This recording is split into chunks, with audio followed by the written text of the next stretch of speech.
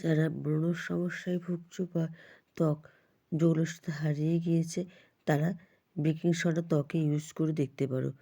আজকে তোমাদেরকে baking soda দিয়ে একটা প্যাক দেখাবো, যেটা ইউজ করলে ত্বক সুন্দর হয়ে উঠবে, ত্বকের উজ্জ্বলতা বৃদ্ধি পাবে। হাই ফ্রেন্ডস, আমি মানসী, সাজাবো যত্নে পরিবারে তোমাদের সবাইকে স্বাগত। প্যাকটা তৈরি করতে লাগবে হাফ চামচের মতো বেকিং সোডা। ত্বকের যত্নে বেকিং সোডা হচ্ছে প্রাকৃতিক এক্সফোলিয়েট, যা ত্বকের মৃতকোষ দূর করে, ব্রণ দূর করতে সাহায্য করে, ব্ল্যাকহেডস দূর করতে সাহায্য করে।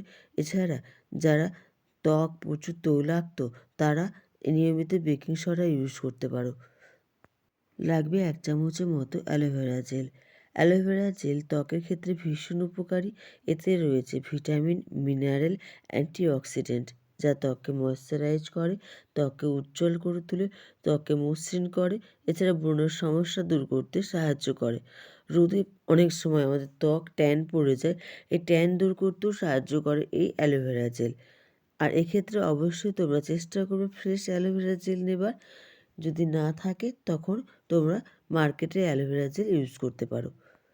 সমস্ত উপকরণ খুব ভালো করে মিশিয়ে সারা মুখে লাগিয়ে নাও। নিয়ে তোমরা এটাকে 5 মিনিটের মতো রাখো।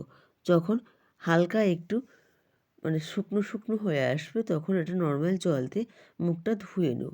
এই প্যাকটা তোমরা সপ্তাহে 2 দিন ইউজ করো। এই প্যাকটা ইউজ করবার ক্ষেত্রে কিছু সতর্কতা অবশ্যই মানতে হবে।